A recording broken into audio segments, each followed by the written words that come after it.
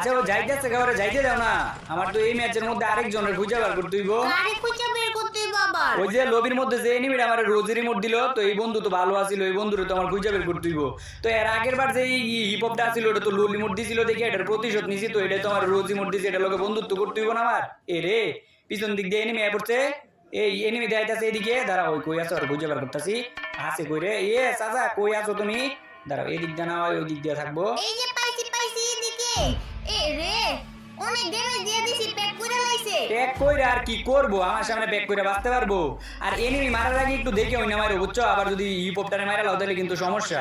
আচ্ছা দিকেই মার মনে। আর এই যে সামনে গ্লোয়াল, তার মানে বুঝতেছো? কি তার মানে কি? তার মানে এই জায়গায় এনিমি আসিল, ও ফাইট করছে। আর তুমি তোমার হিপ হপ প্লেয়ার খুলতেছিলা না, আমি বের করে দিব। ইস রে।